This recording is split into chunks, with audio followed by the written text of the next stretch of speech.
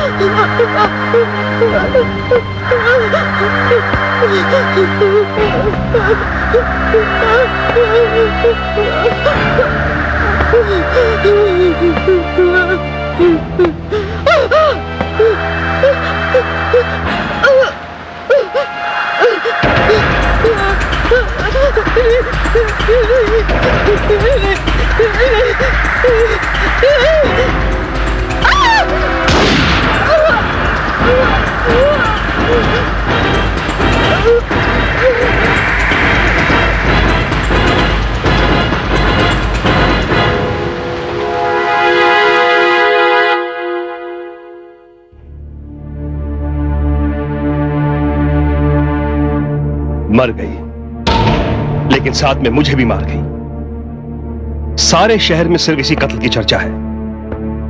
मुझे तो लगता है जैसे सारा शहर मुझसे यही पूछ रहा है कि तुम्हारी बीवी आशा राय बोरीवली नेशनल पार्क के जंगलों में इतनी रात को एक ऑटो रिक्शा में क्या कर रही थी। क्या जवाब है इसका मेरे पास? हाँ, क्या जवाब है? डैड, ये बात तो मैंने आपको पहले कई बार इशारों में कहने की कोशिश की कि वो और ना ही हमारी हैसियत के बराबर है और ना ही कोई रिश्ता रखने लायक। पर वो तो आपकी जिद थी ना, जिसकी वजह से मेरे ना चाहते हुए भी मुझे इस रिश्ते को मंजूर करना पड़ा। वरना कहा मेरी मां और कहा वो औरत। बेटा, इंसानी गलतियों का पुतला होता है। मैं मानता हूं कि मुझसे बहुत बड़ी भूल हो गई है, लेकिन प्रमोद, जो होना था वो तो सब हो चुका है। तुम शायद नहीं जानते, इंस्पेक्टर अरुण पांडे ने फोन किया था। हमें कॉरोनर के कोर्ट में जाकर आशा की लाश को लेना होगा। तो इसका मतलब ये कि उनका क्रियाक्रम भी हम ही करेंगे? हाँ बेटा, ये हमारी मजबूरी है। इस जहर के घूंट को तो हमें पीना ही पड़ेगा। ना चाहते हुए भी तुम्हें सब कुछ करना पड़ेगा बेटा। लेकिन डैड, ये कैसे मुमकिन है? जिस औरत को मैंने आज तक अपनी मां नहीं माना, उसकी चिता को आग देने के लिए मेरा मन कैसे राजी होगा? मैं दुनिया के सामने लज्जित नहीं होना चाहता। फिर तो हमारे पास एक ही रास्ता है बेटा। बगैर किसी को इत्तला दिए हम रात ही रात उसका अंतिम संस्कार कर देते हैं। वरना जितने मुंह होंगे उतनी ही बातें होंगी, और हमारे पास दुनिया वालों के किसी भी सवाल का कोई जवाब नहीं है बेटा। तो इसका मतलब ये कि उनके अंतिम संस्कार के बाद उनका चौथा भी हमें ही करना पड़ेगा।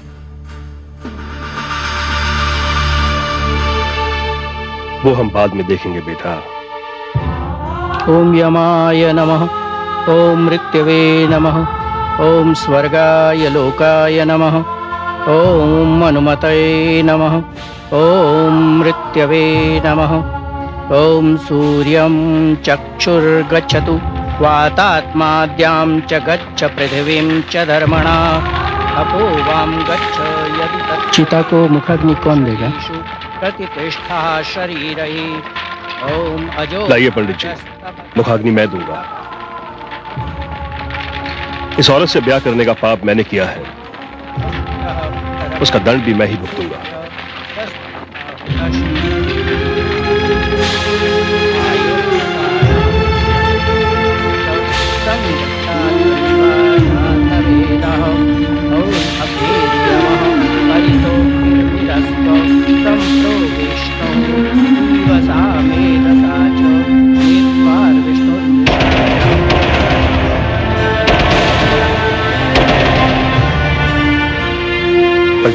जी। ये क्या हुआ? अरे भाई रामू, चिता को मुखाग्नि देने के लिए दूसरी मशाल ले आओ।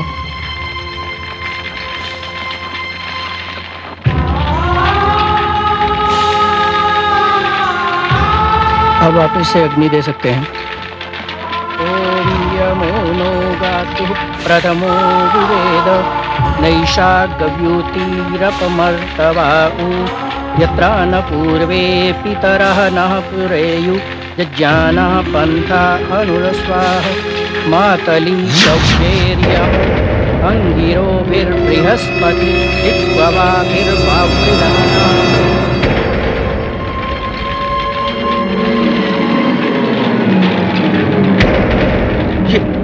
ये सब क्या हो रहा है पंडित जी? लाइए डैड, चिता को अग्नि मैं दूंगा।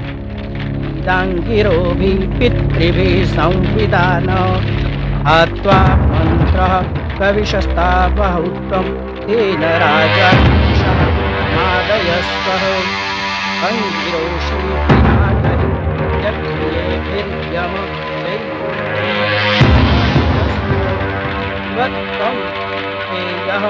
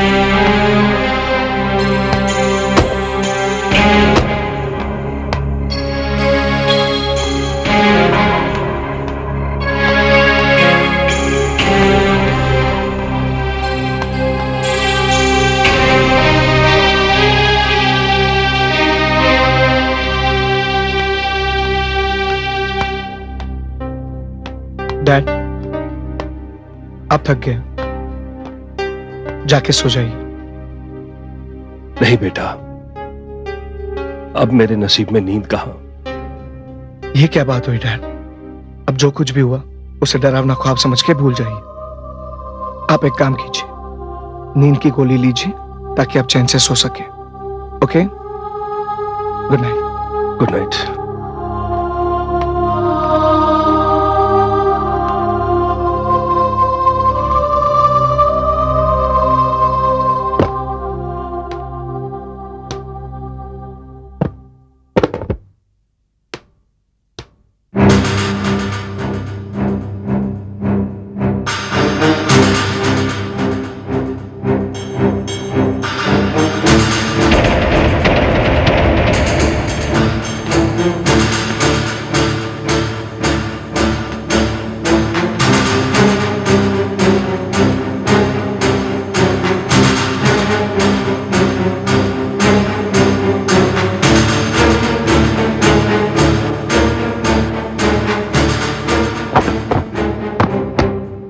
राय साहब, आप मेरी तस्वीर मेज से हटा सकते हैं, कमरे की दीवारों से हटा सकते हैं, मगर मेरा प्यार, मेरी वफादारी, मेरी ईमानदारी, इस घर के लिए मेरी सेवा और बलिदान को नहीं भुला सकते, नहीं भुला सकते। कौन बोल रहा है?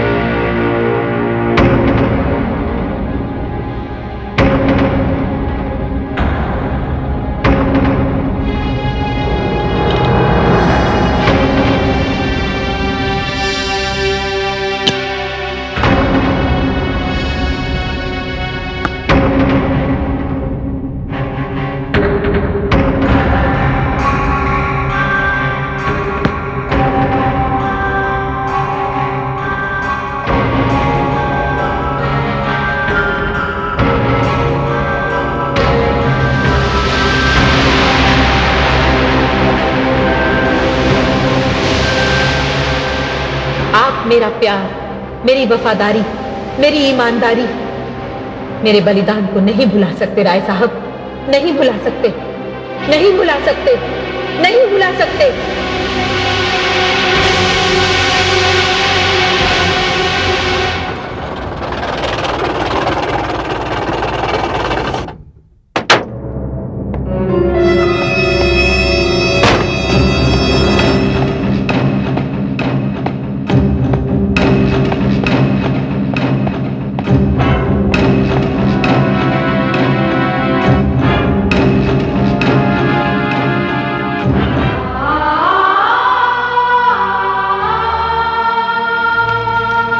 आप?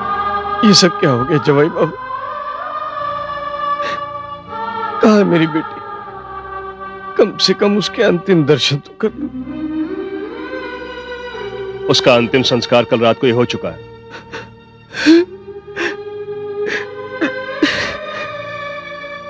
ये आप क्या कह रहे हैं जवाई बाबू? अरे ऐसी क्या बात हो गई कि आपने मेरा इंतजार तक नहीं किया? बहादुर साहब, सुनकर आपको अच्छा तो लगेगा नहीं, लेकिन सच तो यह है कि आपकी बेटी आशा ने हमें इस लायक छोड़ा ही नहीं था कि हम समाज और बिरादरी के सामने उसे शमशान घाट ले जाते और उसका अंतिम संस्कार कर पाते। ये आप क्या कह रहे हैं जवाई बाबू? जी हां। क्यों? आप भी तो अखबार में खबर पढ़कर आए हैं, है ना? बहादुर साहब, मैं दुनिया और समाज के सामने अपना तमाशा नहीं बनाना चाहता था, इसलिए हमने रातों रात ही उसका क्रियाक्रम कर दिया है। आखिर मुझे भी तो पता चले, ऐसा क्या अनर्थ कर दिया था मेरी बेटी ने जो उसे इस तरह की सजा दी गई है। देखिए, इस बारे में हम जितने भी बहस करेंगे उतनी ही कड़वाहट बढ़ेगी। अगर आपको आपकी बेटी से इतना ही लगाव है तो जाइए शक्तिपुर के शमशान से उनकी अस्थियां ले आइए और उसे हरिद्वार ले जाकर गंगा में बहा दीजिए। प्रमोद, कैसी बातें कर रहा है बेटा तू? ये मत भूल कि मेरी बेटी आशा तेरी मां भी थी। तू उसके बारे में ऐसी नहीं। मैंने उस औरत को आज तक अपनी मां नहीं माना। देख प्रमोद बेटा, ऐसी बातें मत कर बेटा। अगर तू ऐसा कहेगा तो धरती फट जाएगी, आकाश टूट पड़ेगा। अरे मेरी बेटी की सेवा, उसका बलिदान, उसका त्याग कैसे भुला सकते हैं आप लोग ये? और तू प्रमोद बेटा, तू तो 7 जन्म लेकर भी मेरी बेटी के एहसानों का बदला नहीं चुका सकता। याद है वो दिन जब स्विमिंग पूल में ऊंचे से तूने छलांग लगाई थी?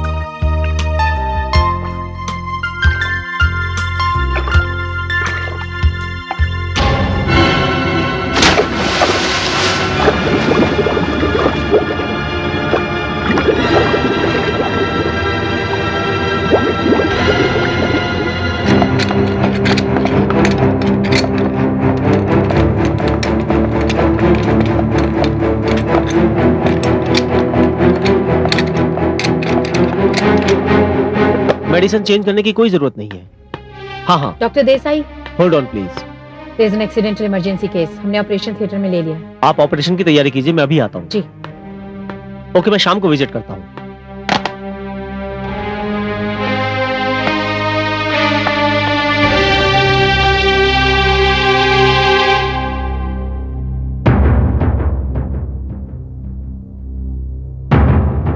Excuse me.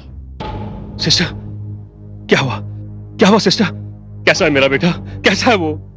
जी वो बिल्कुल ठीक हो जाएगा, आप बेफिक्र रहिए। मुझे दिलासा नहीं चाहिए सिस्टर, मुझे तसल्ली मत दो प्लीज। अभी तो उसने देखा ही क्या, अभी तो वो सिर्फ 20 साल का है, सिर्फ 20 साल का है सिस्टर। देखिए, आपको डॉक्टर देसाई ने बुलाया है, आप प्लीज मेरे साथ चलिए।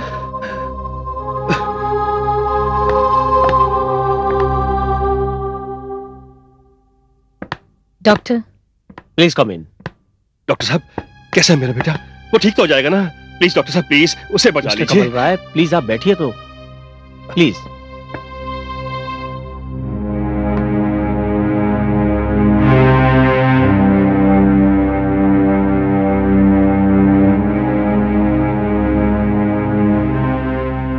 डाइव लगाने की वजह से यहाँ पर प्रेशर आया है और उसकी वजह से यहाँ सर्वाइकल बोन में इंटरनल चोट आई है। डॉक्टर साहब, कोई बुरी खबर तो नहीं है ना? देखिए मिस्टर कमल राय, आप थोड़ा धीरज रखिएगा। मैंने आपके बेटे का एक ऑपरेशन तो कर दिया है, लेकिन अभी भी उसकी हालत चिंताजनक है और इस ऑपरेशन के बावजूद भी मुझे लगता नहीं कि मैं उसे पैरालाइटिक अटैक से बचा पाऊंगा। नहीं डॉक्टर साहब, ऐसा मत कहिए। मेरा तो एक ही बेटा है, प्लीज उसे बचा लीजिए डॉक्टर साहब। अभी कुछ दिन पहले तो मैं अपनी बीवी को खो चुका हूं। अब अगर मेरे बेटे को कुछ हो गया तो मैं तो बर्बाद हो जाऊंगा डॉक्टर साहब, प्लीज। डॉक्टर साहब, मैं आपके बारे में और आपके हॉस्पिटल के बारे में बहुत कुछ सुनकर आया हूं।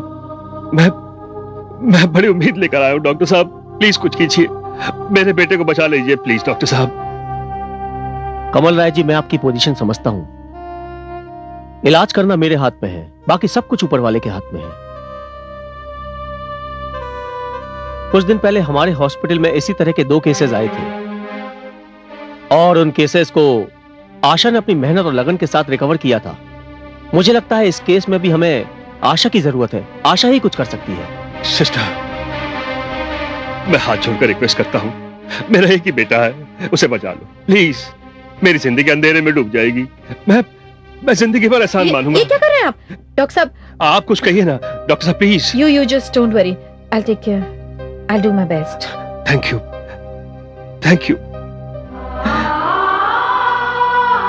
तू सब कुछ भूल चुका है बेटा।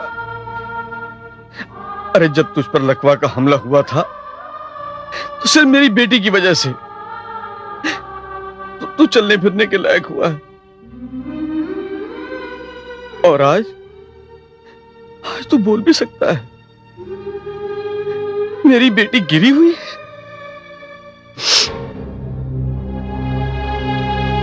सेठ कमल राय, मैं तब भी टैक्सी चलाता था और आज भी टैक्सी चलाता हूं। 30 साल हो गए मुझे टैक्सी चलाते हुए और इस लंबे अरसे में मैंने बहुत लोगों को देखा, लेकिन तुम जैसे लोग मुझे कभी नहीं मिले। तुम्हारी वजह से मेरी बेटी ने अपनी जिंदगी बर्बाद कर दी। तुम्हारी वजह से उसने अपने प्रेम का बलिदान कर दिया, मगर तुम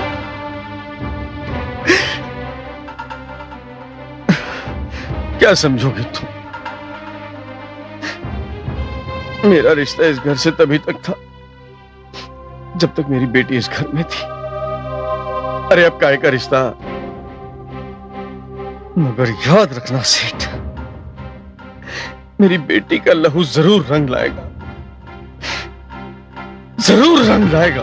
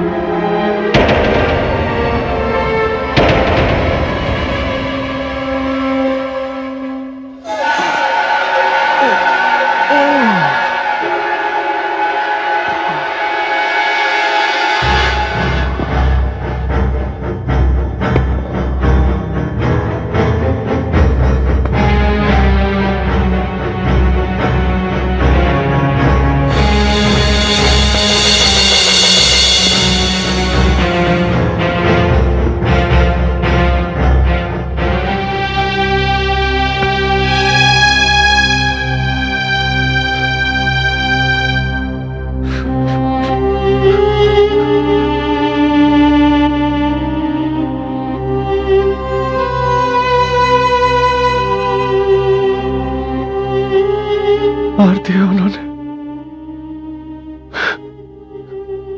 उन लोगों ने तुम्हें मार दिया, खत्म कर दिया और रातों रात जलाकर राख कर दिया।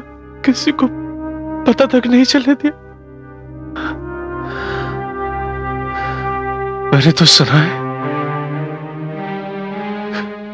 कि उन्हें तुम्हारे मरने का हम तक नहीं है, और होगा भी क्यों? वही जिम्मेदार है तुम्हारी मौत के, जिनके लिए तुमने अपनी जिंदगी बर्बाद कर दी। और तुम्हें क्या मिला? हाँ? क्या मिला तुम्हें? मौत?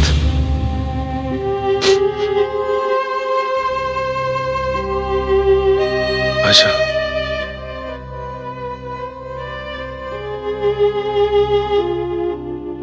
इस दुनिया में सिर्फ अशोक है जिसे तुम्हारे मरने का गम है, और हमेशा रहेगा। छीन लिया,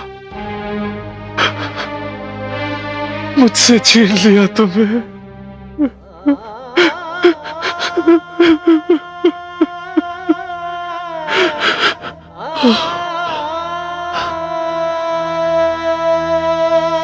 लेकिन मुझे यह समझ में नहीं आता कि ये पुलिस क्यों चुप है? कुछ करते क्यों नहीं है लोग? किसी ने इनका मुंह बंद कर दिया है। हाँ, मुंह बंद कर दिया है किसी ने इनका।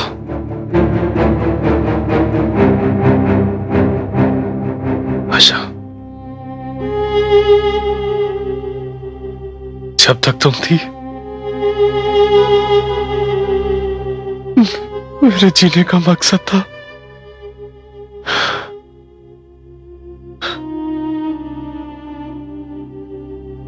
अब तुम नहीं हो तो मैं जी के क्या करूंगा?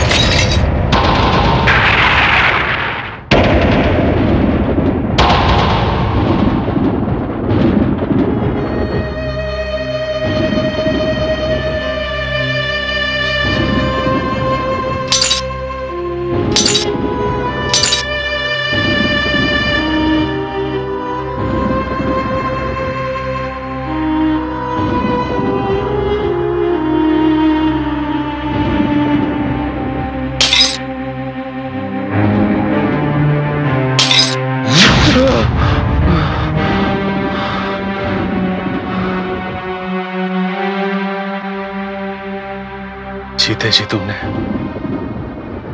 मेरे दिल का लहू बहाया और अब मेरे शरीर का लहू बहा रही हो।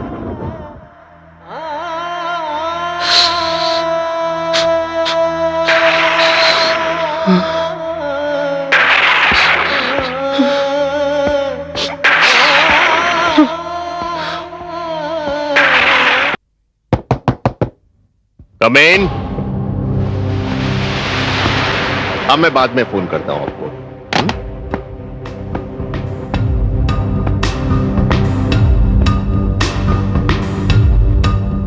यस इंस्पेक्टर साहब, मैं उपेंद्र माथुर, उस बदनसीब लड़की आशा का बाप। बैठिए। जी नहीं, मैं बैठूंगा नहीं।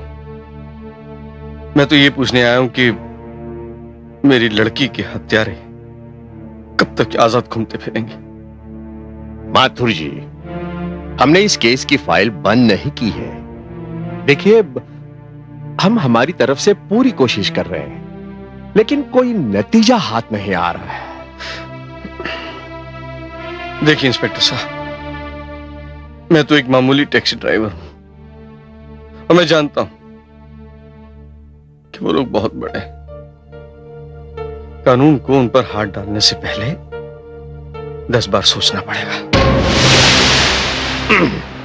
माथुर, जिस ऑटो रिक्शा में आपकी बेटी की लाश मिली थी, उस ऑटो ड्राइवर ने बयान दिया था कि आपकी बेटी का कत्ल किसी टैक्सी ड्राइवर ने किया है। आप भी तो टैक्सी चलाते हैं, तो क्या मैं आपको गिरफ्तार कर लूं? ठीक है, अगर आप सोचते हैं कि मैं ही कातिल हूं तो।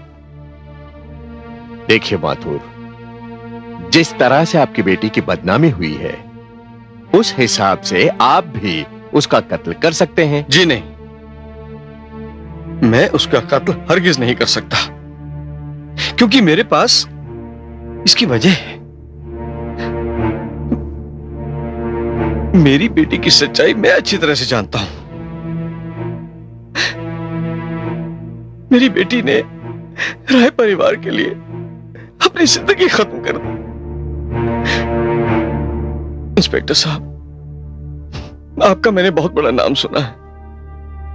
आप कम से कम ये तो देखिए कि मेरी बेटी के कत्ल से किसे फायदा हो सकता है। मुझे तो ऐसा लगता है जैसे मेरी बेटी को पूरे शहर में बदनाम करने के लिए एक बहुत बड़ी साजिश रची गई है।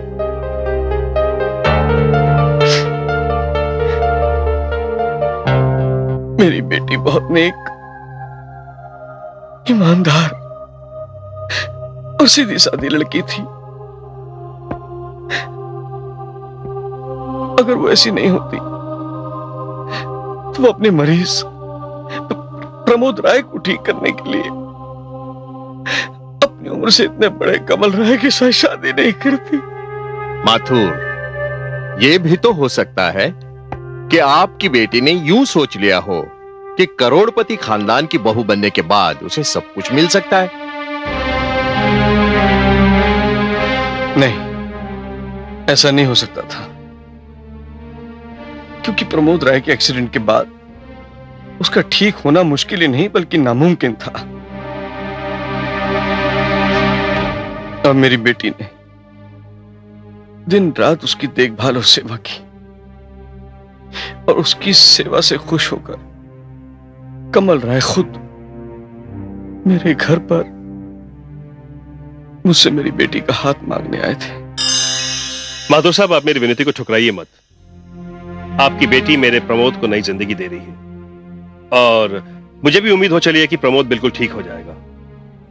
दरअसल आशा की सेवा भावना से प्रभावित होकर मैं आपसे उसका हाथ मांगने आया हूं।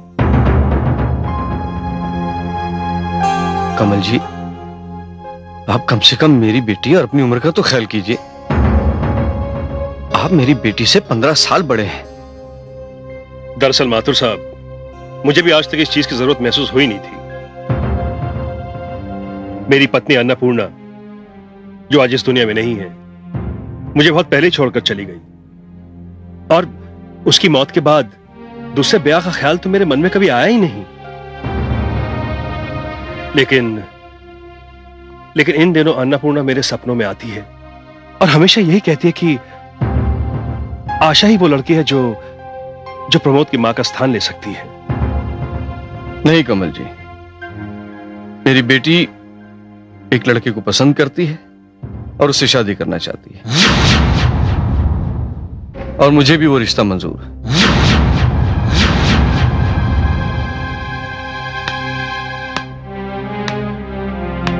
पापा।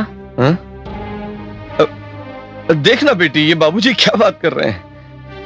पापा, आप इस रिश्ते से इनकार मत कीजिए, हाँ कह दीजिए। हाँ?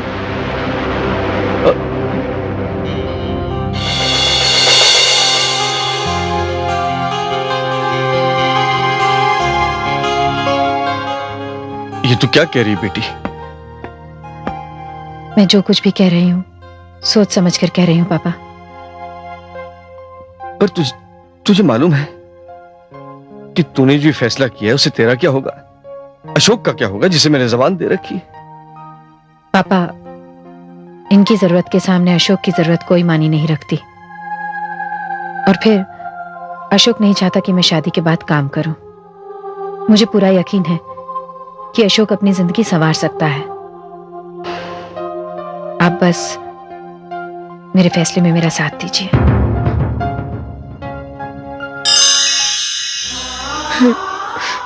इंस्पेक्टर साहब, आज दुनिया मेरी बेटी पर कीचड़ उछाल रही है,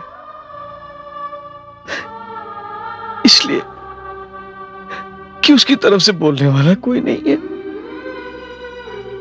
इसलिए कि मैं कमजोर हूं, गरीब हूं।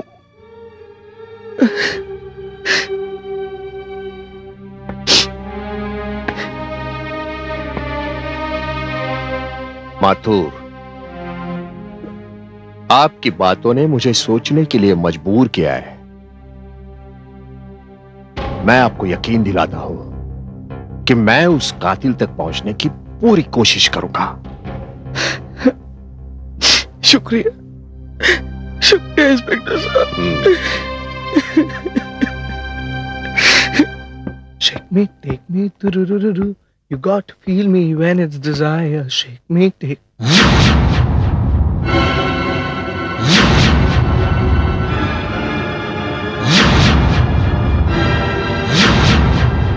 Dad! Dad! Dad! क्या बात है प्रमोद, क्यों इतना चिल्ला रहे हो? हुआ क्या है? ये सब क्या है? क्या है? एक तरफ आप उस औरत से नफरत करते हैं और दूसरी तरफ उसी की फूल चढ़ी तस्वीर हमारे घर में लगा दी गई। क्यों? कौन सी तस्वीर? वो देख। क्या है? डैड, अभी अभी यहां उसकी तस्वीर थी। डैड, फूल चढ़ाए हुए थे। वहां तो कोई तस्वीर नहीं है। एक बात बताओ बेटा, कहीं ऐसा तो नहीं है कि हम दोनों किसी गलतफहमी के शिकार हो रहे हो? कैसी गलतफहमी डैड? ऐसी गलतफहमी कि हमने उस औरत को अचानक अपनी नजरों से गिरा दिया, उसकी इज्जत को हमने मटियामेट कर दिया। लेकिन यह बात तो सच है कि यह घर उसी की वजह से घर है, इसीलिए तुम्हें वो तस्वीर वहां नजर आती है जबकि वो है नहीं। प्रमोद, सच बात तो यह है कि उसकी तस्वीर हमारे दिमाग में है, हमारे जहन में है। डैड, वो आपके दिल में होगी, आपके जहन में होगी। डैड, आप समझ नहीं रहे, लोग उनके बारे में कैसी कैसी बातें करते हैं, ऐसे ऐसे सवाल पूछते हैं जिनका जवाब देना मुश्किल हो जाता है। मैं समझता हूं प्रमोद। खैर, अब इन बातों को छोड़ो, बाहर से थक कर आए हो, आओ थोड़ी देर आराम करो। आओ, कम। क्या है ना प्रमोद, दुनिया का काम है पीठ पीछे बातें करना। जितने मुंह उतनी बातें, लेकिन उससे हमें डटकर मुकाबला करना चाहिए, पीछे भाग नहीं जाना चाहिए।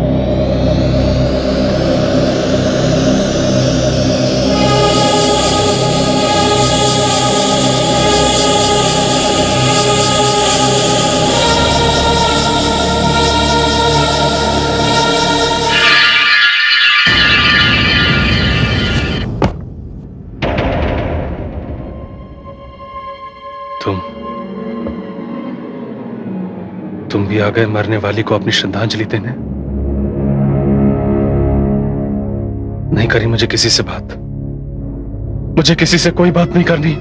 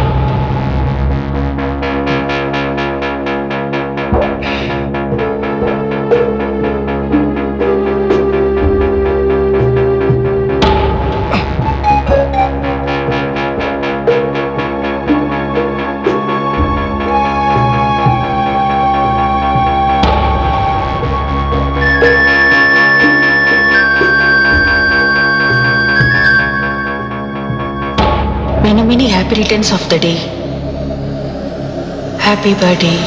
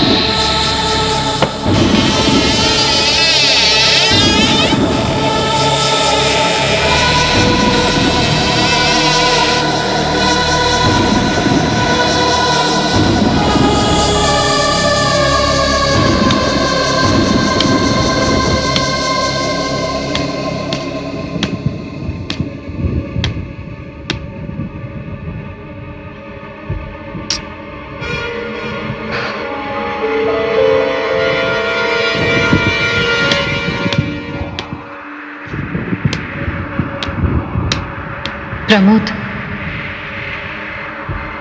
आओ प्रमोद, मैं तुम्हारा ही इंतजार कर रही थी। ये क्या हो रहा है? ये कैसे हो सकता है? कोई मुझे नहीं, ये मेरा वहम है, ये मेरा वहम है। भला मरने वाले की आवाज कैसे सुनाई दे सकती है?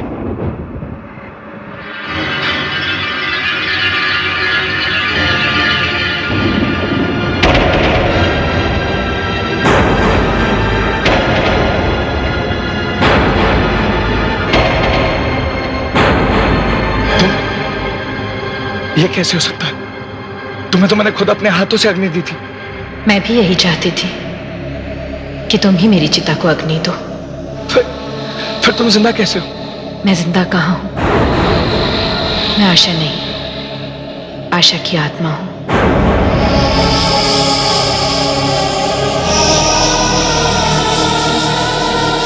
आज मैं तुम्हारे दिल में, तुम्हारे दिमाग में, तुम्हारे रोम रोम में मेरे लिए बसी हुई नफरत का जवाब देने आई हूं प्रमोद। मैं तुम्हें यह बताने आई हूं कि जो मेरा कातिल है वही मुझे बदनाम कर रहा है। किसने की? किसने की तुम्हारी हत्या? कौन तुम्हें बदनाम करना चाहता है? मैं तुम्हें सारी सच्चाई बता देना चाहती हूँ बेटा। ये मेरे खिलाफ एक गहरी साजिश है। जब मैंने अपने कातिल को अपने सामने देखा तो मैं हैरान रह गई। मैं तुम्हें बताती हूँ कि सच्चाई क्या है।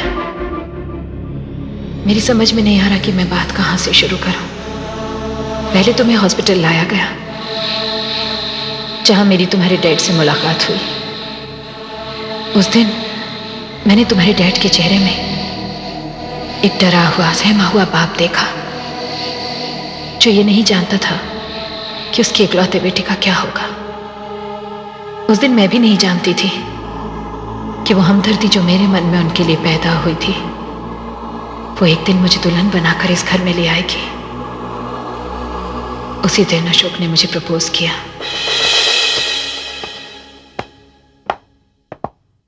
आशा, गुड मॉर्निंग। अरे मिस्टर अशोक, अब तो मुझे मिस्टर अशोक कहना बंद कर दो। तुम हर बार मुझे ऐसे पुकारती हो, मुझे लगता है किसी ने धुम लगा दी हो। मुझे लगता है तुम यहाँ टाइम पास करने आए हो, क्योंकि डॉक्टर साहब तो बिजी हैं। But I am sorry, I can't be with you for long. मुझे एक नए पेशेंट को अटेंड करना है। नया पेशेंट? कैसा लगता है वो? कम ऑन अशोक, नर्स के लिए पेशेंट सिर्फ पेशेंट होता है, और वो तो खैर बच्चा है। आशा, दरअसल मैं डॉक्टर साहब से नहीं तुमसे मिलने आया हूँ। इनफैक्ट पिछली कई बार मैं सिर्फ तुमसे मिलने आया था। मैंने सोचा था तुम समझ गई हो कि, लेकिन अगर तुम समझ कर भी ना समझने का बहाना कर रही हो तो। आशा, एक मिनट रुको, मेरी बात सुनो। आशा, मैं तुम्हें पसंद करता हूं, तुमसे शादी करना चाहता हूं। देखो अशोक। आशा प्लीज, मेरी बात सुनते ही ना मत कह देना। मैंने तुम्हें लेकर बहुत सपने देखे हैं। देखो अशोक, ये हॉस्पिटल है, ना तो ये सब बातें करने के लिए जगह ठीक है, ना ही मेरे पास वक्त है। यहाँ पर मेरे माइंड में सिर्फ मेरे पेशेंट्स रहते हैं और कुछ नहीं। ठीक है, मैं तुम्हारे घर आकर तुमसे बात कर लूंगा। As you wish.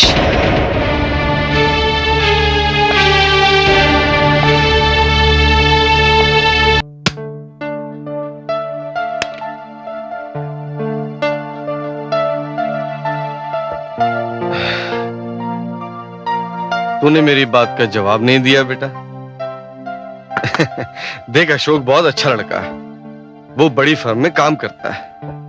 पापा, अशोक एमआर है, इसी सिलसिले में डॉक्टर साहब के पास आता है, और बस तभी थोड़ी देर के लिए मेरे पास भी आ जाता है। That's it. इसका मतलब अशोक से मिलना तुझे अच्छा लगता है। तो अशोक ने जो मेरे सामने शादी का प्रस्ताव रखा है, उसे मैं हाँ कर दूं? पापा, किसी से थोड़ी देर के लिए मिलना और बात है, शादी जैसे अहम फैसले 2-4 मुलाकातों से तय नहीं होते। वो मुझे अच्छा लगता है, लेकिन जब आप किसी से थोड़ी देर के लिए मिलते हैं तब और बात होती है। शादी के बाद चीजें बदल जाती हैं, 24 घंटे साथ रहना होता है, आपकी आदतें सब अलग होता है।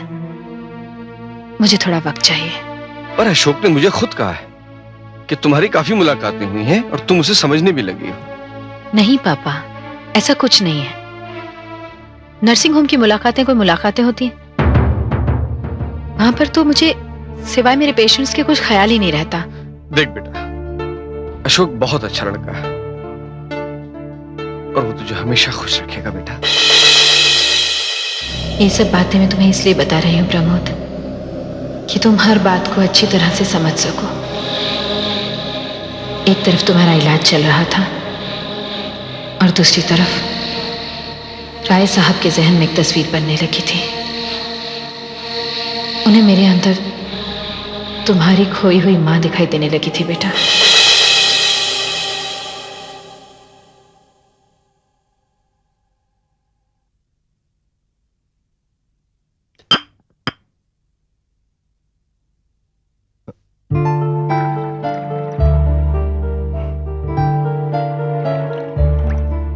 आशा, तुम तो सचमुच मेरे लिए एक आशा ही बन गई हो।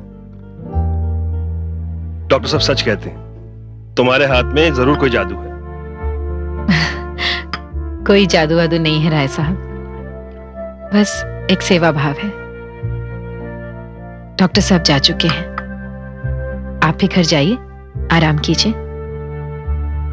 मैं घर जाऊं?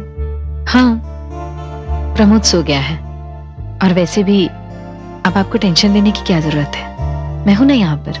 तुम यहाँ हो इसलिए मुझे कोई चिंता नहीं है।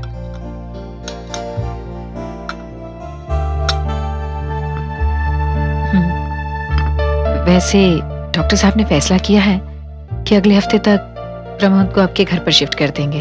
हाँ, उन्होंने मुझे बताया, लेकिन प्रमोद अकेला घर नहीं जाएगा, तुम्हें भी साथ चलना पड़ेगा। क्या? ऐसा कैसे हो सकता है राय साहब? क्यों नहीं हो सकता भाई, मैंने डॉक्टर साहब से बात कर ली है। जी? हाँ, पता नहीं आशा, मैं तुम्हें समझा पाऊंगा कि नहीं कि तुम्हारी ये सेवा हम बाप बेटे के बीच एक जरूरत बन गई है। और फिर मरीज चाहे अस्पताल में हो या घर में, क्या फर्क पड़ता है? आशा, तुम क्या प्रमोद का इलाज आधे में छोड़ देना चाहती हो?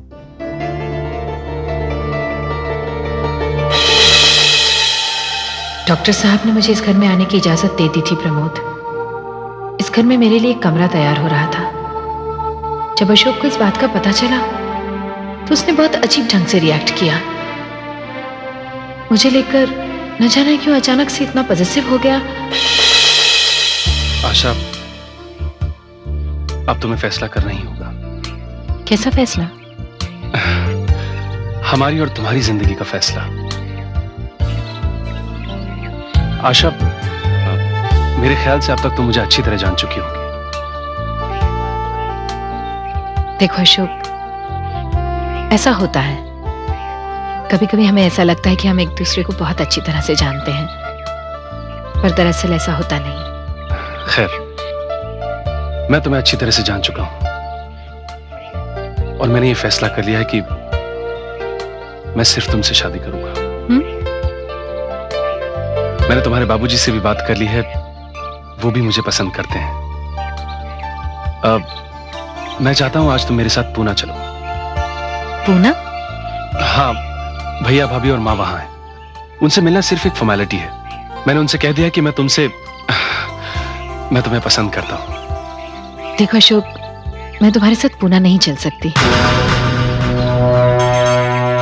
क्या? पूना तो तुम्हें चलना ही पड़ेगा। अशोक, मुझे मेरे पेशेंट प्रमोद के साथ राय साहब के घर में शिफ्ट कर दिया गया है। मेरी ड्यूटी उनके घर पर लगा दी गई है। ये कैसे हो सकता है? मेरी होने वाली बीवी किसी बड़े आदमी के घर में जाकर रहेगी? देखो अशोक, अब तक तुम्हारे मेरे बीच ऐसी कोई बात नहीं हुई है। मैं एक मिडिल क्लास की लड़की हूँ और नौकरी करती हूँ। देखो आशा, हमारे घर में औरतें घर का काम करती हैं, नौकरी नहीं करती। मर्द नौकरी करते हैं। ऐसा तुम्हारे घर में होता होगा अशोक, हमारे यहाँ ऐसा नहीं होता। देखो अशोक, तुम एक अच्छे आदमी हो, मैं तुम्हें पसंद भी करती हूँ, लेकिन मेरे टाइप की लड़की तुम्हें सूट नहीं करेगी। मैं जिस पेशे में हूं वो नर्स का काम है, जिसमें नौकरी से ज्यादा मायने रखता है सेवा भाव, और मैं ये सेवा भाव नहीं छोड़ सकती। तुम एक काम क्यों नहीं करते? अपने लिए कोई और लड़की तलाश लो, कोई ऐसी लड़की जिसे तुम्हारी सारी शर्तें मंजूर हों। ठीक है, मैं चलती हूँ। आशा, आशा, लेकिन मेरी बात तो सुनो। आशा,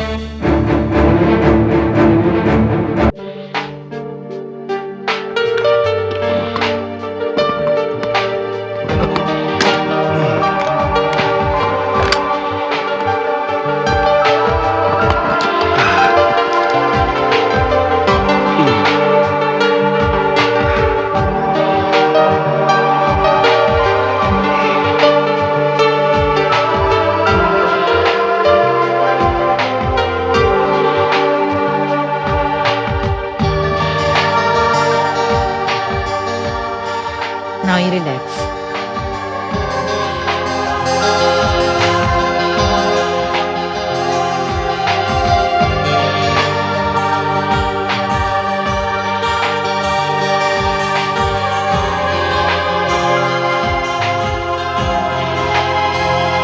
अन्नपूर्णा, जी? आई एम सॉरी, कुछ भी नहीं।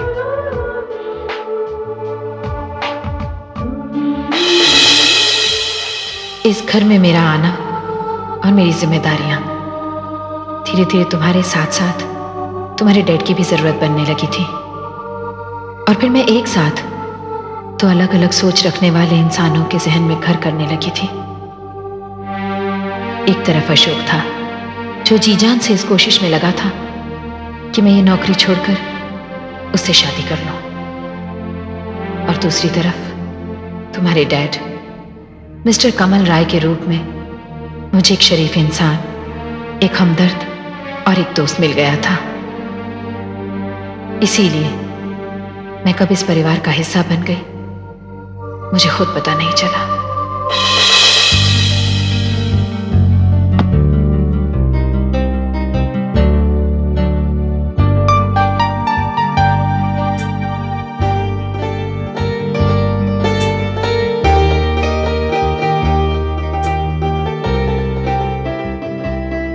राय साहब, आप? प्रमोद सो गया? जी हाँ, सो गया। आप भी जाइए, आराम कीजिए। दरअसल आशा, मैं तुमसे कुछ कहना चाहता हूं। कहिए। जैसे जैसे प्रमोद ठीक होता जा रहा है, मेरे मन में तुम्हारे यहां से चले जाने का खौफ बढ़ता ही चला जा रहा है। कैसा खौफ राय साहब? मैं तो यहाँ एक मिशन पर आई थी, मेरी ड्यूटी, मेरा फर्ज था। अब मेरा काम पूरा हो गया है तो चली जाऊंगी। बस इतना ही है तुम्हारे मन में? और कुछ भी नहीं? इतने दिन यहां रहकर मेरे लिए कुछ भी महसूस नहीं किया तुमने आशा? महसूस करने और हो जाने में बहुत फर्क होता है राय साहब। आप मर्द हैं, भावनाओं की ऐसी कमजोर घड़ियों का सामना कर सकते हैं, मगर मैं औरत हूं, मैं नहीं कर सकती। और फिर हम दोनों के हालात इतने अलग अलग हैं, दुनिया हमारे बारे में सुनेगी तो लोग हंसेंगे। देखो, आज जो बात तुमसे कहने की मैंने अपने अंदर हिम्मत की है, उसी बात को मैंने तुम्हारी आंखों में भी देखा है। हाँ, तुम अगर चाहो तो तुम ये कह सकती हो कि जो कुछ मैंने देखा वो गलत है। उसके बाद में तुमसे मैं एक लफ्ज भी नहीं कहूंगा। नहीं, ऐसा झूठ तो मैं नहीं बोल सकती। तब तो मैं तुमसे एक ही बात कहूंगा, यहां से जाने का ख्याल अपने दिल से निकाल दो आशा। ये मैं बिल्कुल सच कह रहा हूं कि पता नहीं कितने ही दिनों से अन्नपूर्णा मेरे सपनों में आ रही है और बस यही कह रही है कि इसे वापस मत जाने दो, मत जाने दो वापस। राय साहब, ऐसे ही हालात से एक और शख्स गुजर रहा है, उसका नाम अशोक है। आशा, जो हालात इधर हैं, क्या यही हालात पूरी तरह से उधर भी हैं? नहीं, यहां मैं आपके साथ हूं, मगर मैं अशोक के साथ नहीं हूं, क्योंकि उसका मानना है कि औरत को शादी के बाद काम नहीं करना चाहिए, और मैं शादी के बाद भी मेरा ये सेवा का काम छोड़ना नहीं चाहती। मैं समझ गया आशा। इसके बाद इस बारे में फैसला करने की आजादी सिर्फ तुम्हारी होगी। मैं तुमसे कभी नहीं कहूंगा कि ये सब कुछ छोड़ दो जिसकी वजह से हम तुम मिले। आशा, अब तो तुम्हें कोई एतराज नहीं है ना?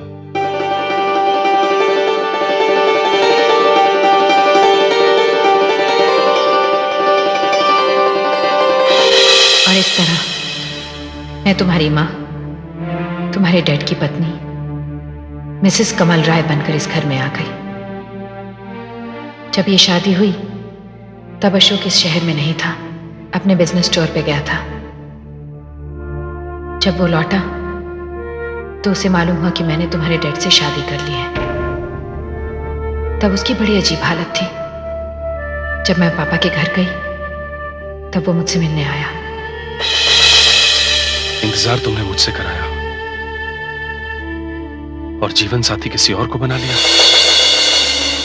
ये गलत इल्जाम है। मैंने नहीं कहा कभी तुम्हें मेरा इंतजार करने के लिए।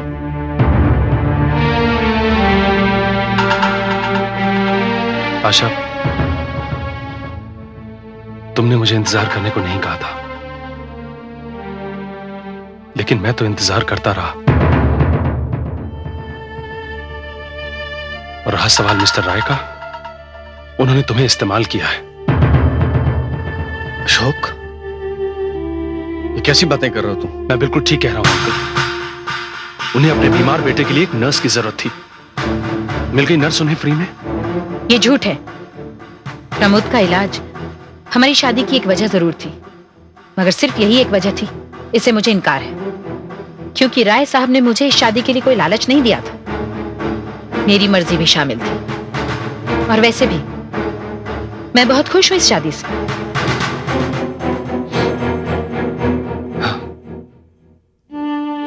वो तो तुम होगी ही। नई नई बात है ना। आज जो तुम उनका साथ दे रही हो ना, उसके लिए एक दिन तुम बहुत पछताओगे। या तो वो तुम्हारे पैरों में बेड़ियां डाल देंगे, या बेइज्जत करके तुम्हें अपने घर से निकाल देंगे। और ये सब बहुत जल्द होने वाला है। Shut up! चले जाओ यहां से और आइंदा कभी इस घर में कदम मत रखना। ठीक है, मैं इस घर में कभी कदम नहीं रखूंगा, बल्कि तुम मुझसे मिलने आओगी और उस दिन का मैं इंतजार करूंगा। तुमने सुना नहीं मैंने क्या कहा? चले जाओ। Just get lost. ठीक है, ठीक है, जा रहा हूं मैं यहां से।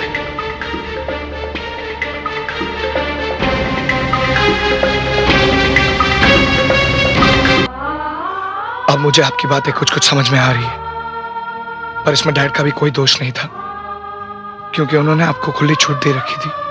आप जब चाहे जहां चाहे जा सकती थी, क्योंकि उन्हें पता था कि आपके अंदर जो सेवा करने वाली नर्स है उसे कभी खत्म नहीं किया जा सकता। बस अफसोस तो उन्हें उसी बात का था कि आप जो कुछ भी कर रहे हैं वो उस अशोक को मिलने के लिए कर रहे हैं। मैं समझ सकती हूँ उनके जज्बात को, और इसीलिए बताना चाहती हूँ कि ये सब कब और कैसे हुआ और इसका अंजाम क्या हुआ। एक दिन आशा, अब तुम एक बहुत बड़े बिजनेसमैन की बीवी हो। तुम्हारा इस तरह आना मुझे कभी कभी उलझन में डाल देता है। क्यों डॉक्टर, आपको क्या ऐसा लगता है कि अब मैं पहले जैसी ट्रेंड नर्स नहीं रही? ऐसी कोई बात नहीं है, लेकिन तुम्हें देखकर सचमुच मुझे बहुत हैरानी होती है। मैं जैसी थी वैसी ही हूँ डॉक्टर। अब अगर आपकी इजाजत हो तो मैं नए पेशेंट को अटेंड कर लूं? श्योर।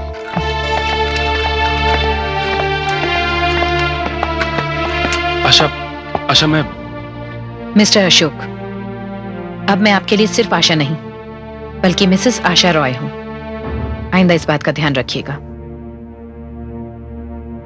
जी, मैं इसका ध्यान रखूंगा।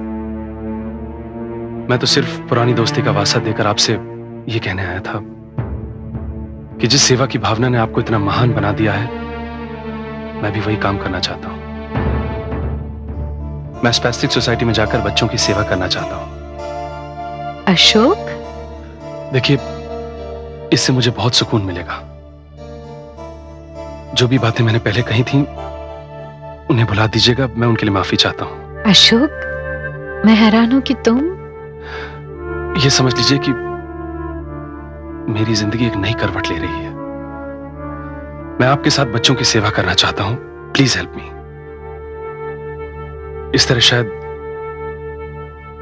शायद मेरा फ्रस्ट्रेशन कम हो जाए, मैं एक नई जिंदगी की शुरुआत कर पाऊं। प्लीज। ओके। Thank you.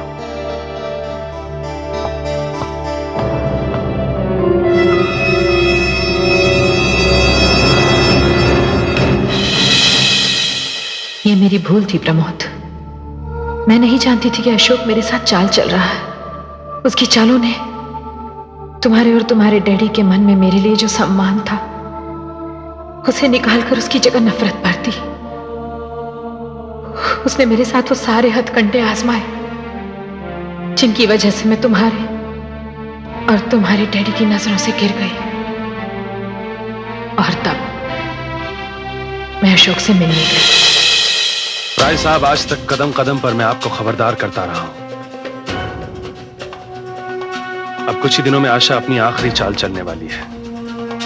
वो आपके घर से फरार हो जाएगी और फिर वो अपने आशिक अशोक के साथ इस शहर से गायब हो जाएगी। राय साहब, मैं आपको एक नेक मशवरा दे रहा हूं। इससे पहले कि वो आपकी इज्जत बाजार में नीलाम करे, आप खुद उसे अपने घर से धक्के मारकर निकाल दीजिए। अशोक! आशा, तुम इतने कमीने हो सकते हो, मैं सपने में भी नहीं सोच सकती थी अशोक। अब मैं तुम्हें पुलिस के हवाले कर दूंगी। पुलिस के पास जाने का कोई फायदा नहीं है। आशा, ये खेल मैंने बहुत चालाकी से खेला है और अब तुम सिर्फ मेरी हो जाओगी। ओह, तो ये तुम्हारा खेल था? तो समझो कि तुम्हारा ये खेल अब खत्म हो गया अशोक। आशा, मैंने ये तुम्हारे प्यार के लिए किया है। मैं तुम्हारे बिना जी नहीं सकता आशा। तुम किसी और की पत्नी और तुम्हारा एक एक शब्द मुझे गाली की तरह लग रहा है अशोक। तुमने मेरे साथ जो ये खेल खेला है ना, इसकी वजह से मेरी जिंदगी तबाह हो गई है। और इसके साथ ही तुमने अपने लिए जेल के दरवाजे भी खोल लिए हैं। मैं पुलिस स्टेशन जा रही हूँ। आशा, तुम मुझे छोड़कर नहीं जा सकती। ये सब मैंने तुम्हारे प्यार के लिए किया है और तुम मेरे खिलाफ पुलिस में जाओगी? मैं जाऊंगी। आशा, अगर तुम मेरी नहीं हो सकती तो किसी की नहीं हो सकती, समझी तुम? किसी की नहीं हो सकती तुम।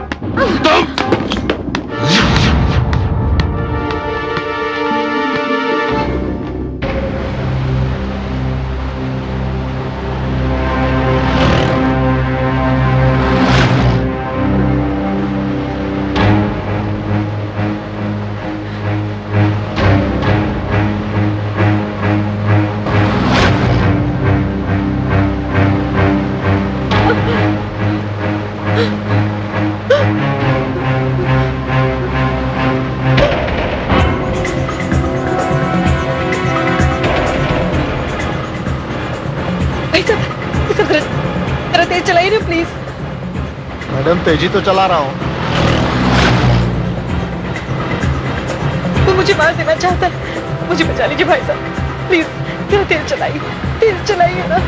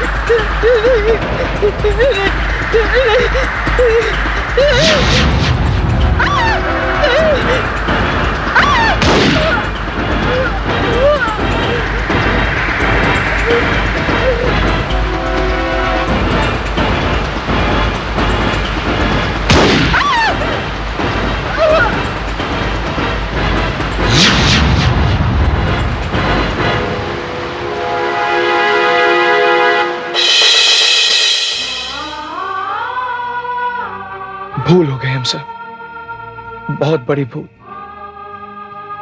हमें तो पता ही नहीं चला कि वो अशोक था जो हमारे साथ ये खेल खेल रहा था, और हमने भी उसके धोखे में आकर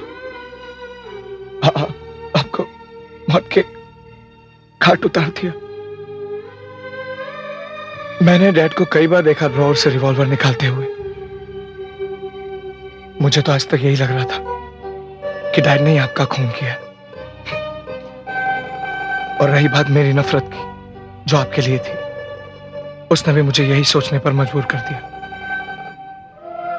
कि डैड ने जो कुछ भी किया वो ठीक किया। अगर मेरी मौत तुम्हारे डैड के हाथों हुई होती तो मुझे कोई अफसोस नहीं होता बेटा,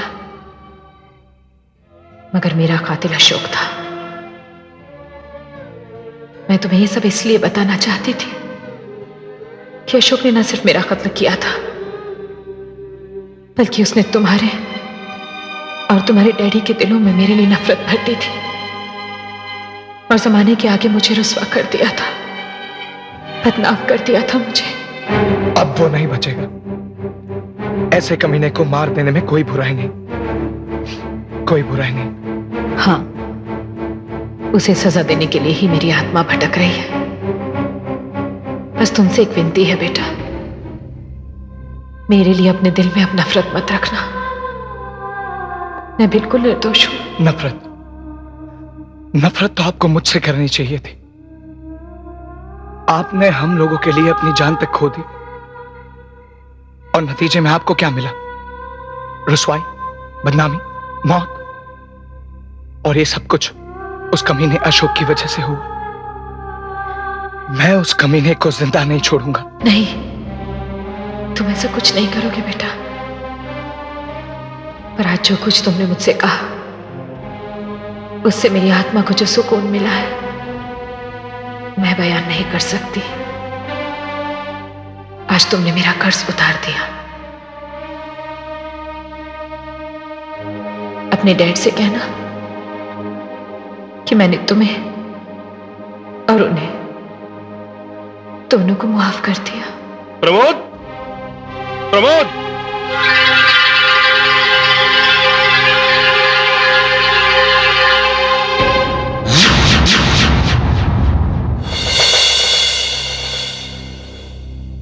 प्रमोद, प्रमोद किससे बातें कर रहे थे तुम?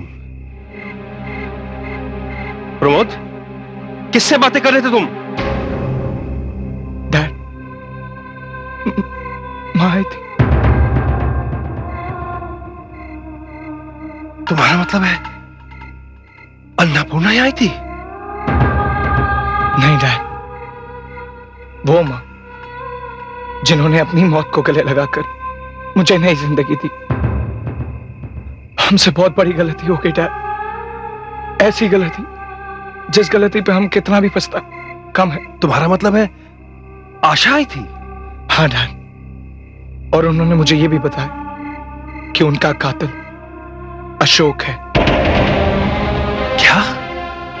लेकिन डैड, उनकी मौत का जिम्मेदार सिर्फ अशोक नहीं, हम दोनों भी हैं।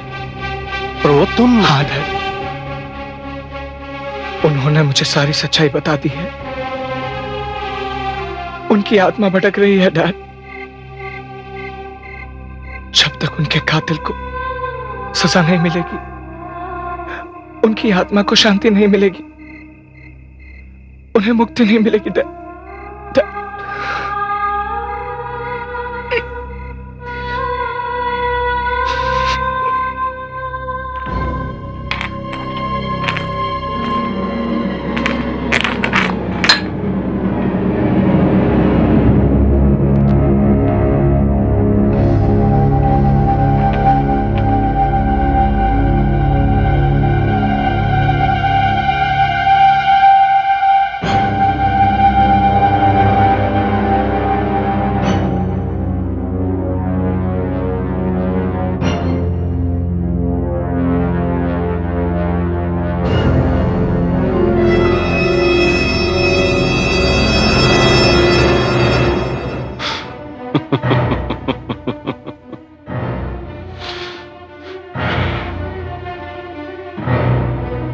कमल राय क्या समझता था कि वो अपनी जिंदगी तुम्हारे साथ आराम से गुजारेगा? और तुम्हें क्या लगा था तुम इस कमल राय की बीवी बनकर उसकी हवेली में ऐश करोगी? मैंने तुम्हें ऐसी मौत मारा है कि तुम्हारी मौत एक रहस्य बनकर रह गई है। तुम्हारा पति और बेटा तुम्हें बेवफा समझते हैं। इतनी बदनाम हो गई हो तुम कि वो तुमसे नफरत करने लगे हैं और हमेशा करते रहेंगे। उन्हें कभी ये नहीं पता लगेगा कि मैंने तुम्हें मारा है। तुमने मेरी जिंदगी बर्बाद कर दी। कहीं का नहीं छोड़ा तुमने मुझे।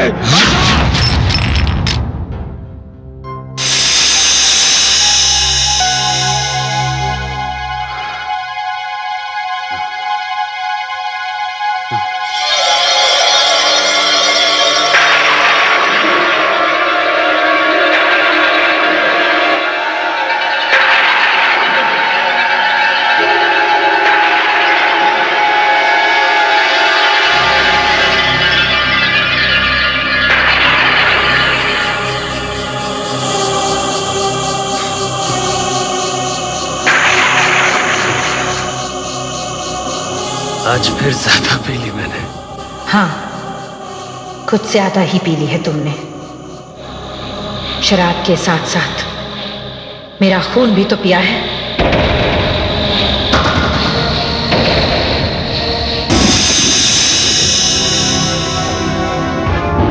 आशा। हाँ, मैं आशा हूं। तुमने क्या समझा था? शराब के साथ मेरा खून भी हजम कर जाओगे? तुम तो मर चुकी हो। हाँ, मर चुकी हूं मैं। तुमने ही तो मारा है मुझे, मगर मरा मेरा जिस्म है, आत्मा नहीं। आत्मा? हाँ, मैं आत्मा हूं। शरीर कुछ नहीं बिगाड़ सकता, मगर आत्मा कुछ भी कर सकती है। चले जाओ, दूर हो जाओ तुम मुझसे।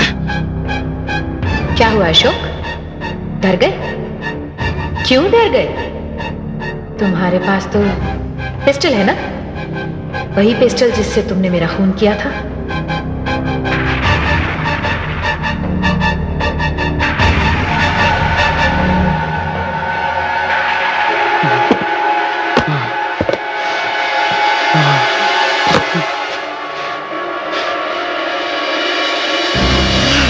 देख क्या रहे हो अशोक? चलाओ गोली, मार दो मुझे फिर से।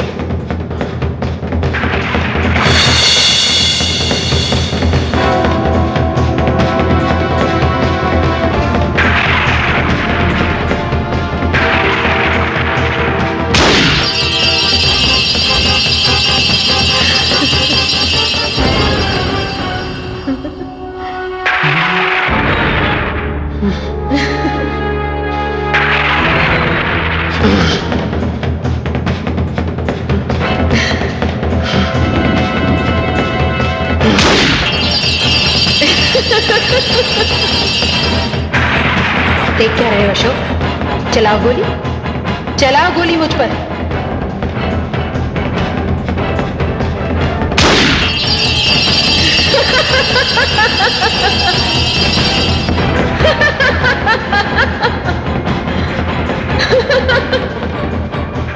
कितने मूर्ख हो तुम अशोक। इंसान सिर्फ एक बार मरता है, मैं मर चुकी हूं, अब तुम्हारी बारी है। नहीं। लगाओ अपनी कनपटी पर पिस्टल। नहीं। लगाओ।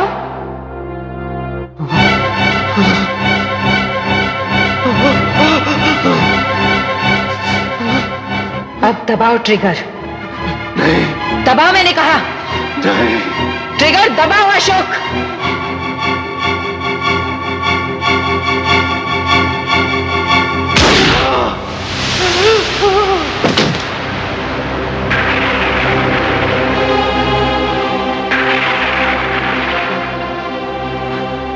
तुम्हें अपने किए की सजा मिली है अशोक। अब मेरे माथे पर लगे हुए सब कलंक धुल जाएंगे और दुनिया को यह सच्चाई मालूम हो जाएगी कि मेरा खून तुमने किया है, क्योंकि मेरा खून इसी पिस्टल से हुआ था।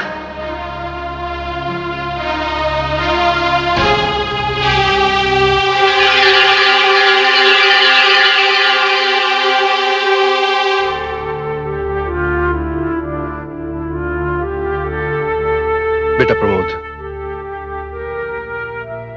बेटा सच्चाई को जानकर तो मैं खुद अपनी नजरों से गिर गया हूं। जिस औरत ने तुम्हें नई जिंदगी दी, इस घर को रोशन किया, उसी को हमने मौत के अंधेरे में धकेल दिया।